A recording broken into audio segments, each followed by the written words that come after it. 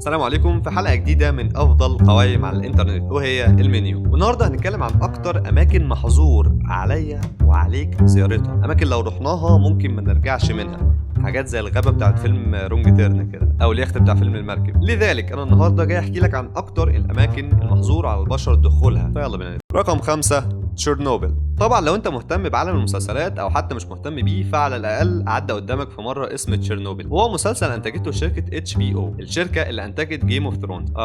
جيم اوف ثرونز يا اخي ساعات بشعر بالحزن الناخل. المهم ان المسلسل بيروي قصه الخطا اللي حصل في مفاعل تشيرنوبل النووي في الاتحاد السوفيتي، واللي كان وقتها كارثه كبيره جدا حصلت سنه 1986. الحكايه بتقول ان يوم 26 ابريل، يوم السبت بالتحديد، في شمال اوكرانيا السوفيتيه، لما كان في ما يقارب ال 200 موظف شغالين في مفاعل الطاقه النووي رقم 1 و2 و3، في الوقت اللي كانت بتحصل فيه محاكاه وتجربه في الوحده الرابعه، ودي اللي وقع فيها الانفجار بسبب اهمال جوه طاقم العمل الخاص بالمفاعل، اللي كان جزء مهم جدا من الخطه النوويه للاتحاد السوفيتي. ده غير البنيه الخاصه بالمفاعل اللي ساهمت بشكل كبير في زياده انفجار المفاعل، لان التحكم في العمليه النوويه كان بيتم باعمده من الجرافيت، اللي رغم انها في البدايه ساعدت في خفض درجه حراره المفاعل، لكنها بعد كده ادت الى ان المفاعل يضاعف الطاقه والتسرب يكون بشع. وبعد الانفجار وما نتج عنه، اعلنت السلطات في اوكرانيا ان منطقه تشيرنوبل هي منطقه منكوبه، وتم اجلاء اكتر من 100,000 شخص من المناطق المحيطه بالمفاعل. ولحد النهارده تشيرنوبل مكان بينتشر فيه اشعه قاتله، رغم ان في اخبار بتقول ان بدات هناك زيارات من العلماء للمنطقه لان قل فيها الاشعاع بدرجه كبيره، ولكن ما زالت من الاماكن المحظور على البشر زيارتها لحد النهارده. رقم 4 المنطقة 51، المكان الأكثر غموضا على ظهر كوكب الأرض كله، أو تاني أكتر مكان بعد رقم 1. زمان وأنا صغير كان في مسلسل كرتون اسمه كوريج الجبان، ورغم إن تصنيفه للأطفال لكنه كان مرعب وغامض بشكل كبير جدا. وفي مرة واحدة من الحلقات بيدخل كوريج الكلب الجبان، واللي كان بطل المسلسل أصلا، المنطقة 51 علشان يشوف حاجات عجيبة جدا وفضائيين ومجسمات لأطباق طايرة وليلة كبيرة قوي. وده بسبب إن أصلا في الحقيقة المنطقة 51 بيتقال إنها بتحتوي على مركبات فضائية وأجسام لفضائيين هبطوا على كوكبنا من سنين، ولكن الحكومه الامريكيه مش عاوزه حد يعرف عن الموضوع. وهنا جه سؤال في دماغي، هو ليه مثلا لو الكلام ده حقيقي فالفضائيين دايما بيختاروا يقعوا في امريكا؟ يعني مثلا كان فضائي دخل غلاف الجو فشاف مصر من فوق فقال لا ايه الزحمه دي، هروح اقعد في نيفادا هناك مع قرايبي. ده غير النظريات الغريبه عن المنطقه دي، مثلا انها مكان تواجد حكومه عالميه واحده، او مقر اجتماع منظمه مجهوله، او انها بتحتوي على تجارب سفر عبر الزمن، وغيرها من التخمينات اللي ملهاش اي اساس من الصحه. طيب ليه اصلا في اعتقاد زي كده عن المكان ده؟ بيقال ان سنه 1947 مع انتشار قصص مؤامرات الاجسام الطايره المجهوله، وقع جسم طائر في قريه اسمها روزويل في ولايه نيو مكسيكو، وتم احضار الجسم ده للمنطقه 51، واللي كانت وقتها منطقه عسكريه، علشان يتم فحصه والكشف عنه. ورغم ان غالبا الجسم ده كان طياره حربيه تبع واحده من الدول، الا ان الاخبار وقتها نشرت الموضوع بشكل غلط جدا، ومع توالي السنين ظهرت اسطوره المنطقه 51. ده غير طبعا ان الحكومه الامريكيه استغلت المغالطه دي وقررت انها تمنع اي كلام او اخبار عن المنطقه 51، كانها بتقول ان الاشاعات دي حقيقيه.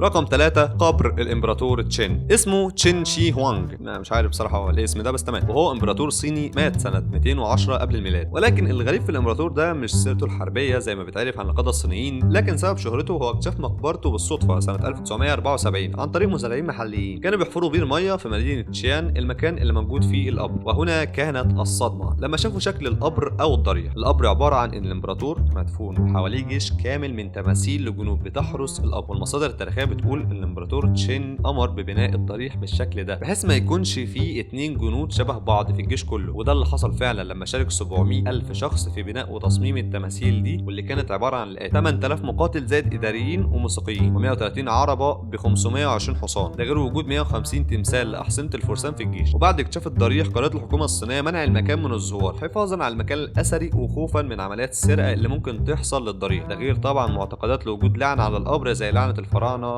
لو حد قرر يمشي القبر. رقم 2 كهف لاسكو، خلينا نتكلم عنه بسرعه عشان رقم 1 هو افضل حاجه في الحلقه اصلا. المهم يا سيدي ان كهف لاسكو ده موجود في فرنسا، طوله بيصل ل 100 قدم تقريبا، وبيعتبر من اهم الكهوف الاثريه في العالم لانه بيحتوي على صور وزخارف ورسوم جداريه تعتبر من الاقدم في العالم كله، وساهم في تاسيس علم كامل اسمه علم اثار ما قبل التاريخ. ايوه طب هو ليه محظور على البشر؟ اصل بصراحه يعني المتحف المصري مثير للاهميه اكتر منه. طيب قصه حصر الكهف ده ان تم اكتشافه سنه 1940، يعني في عز ما الحرب العالميه الثانيه شغاله. فبعد الحرب ما خلصت اتفتح الكهف رسميا للزياره، وده اللي ادى لتغير المناخ جوه الكهف بشكل كبير، لدرجه انه اثر سلبيا على الوان النقوش والرسوم بسبب التغيرات على مستوى الاضاءه ودوره الهواء جوه الكهف. وده رجع ان كان عدد زوار الكهف يوميا بيصل لاكتر من 1200 زائر. وبعد شويه قرارات على مدار السنين من تقليل عدد الزوار لتحديد وقت الدخول والخروج، وصولا لقرار مستمر لحد النهارده بحظر دخول الزوار تماما وبشكل نهائي.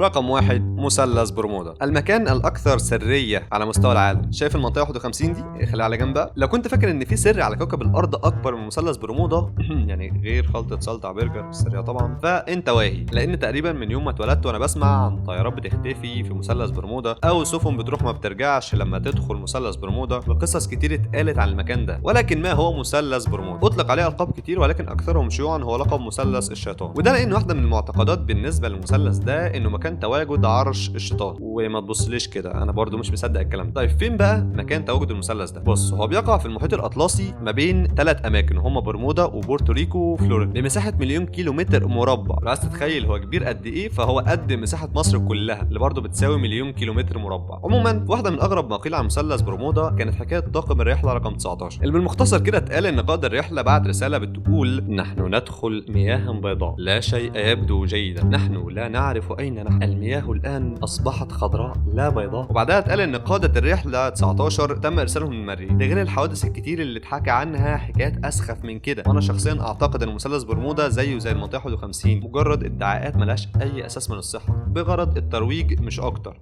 وبس دول كانوا اكتر اماكن محظوره على البشر دخولها. فلو عجبك الفيديو ما تنساش تعمل لايك، لان ده فعلا بيساعد الفيديو جدا انه ينتشر. وطبعا سبسكرايب جميل وترن الجرس لما توصل. يلا جود باي، سلام.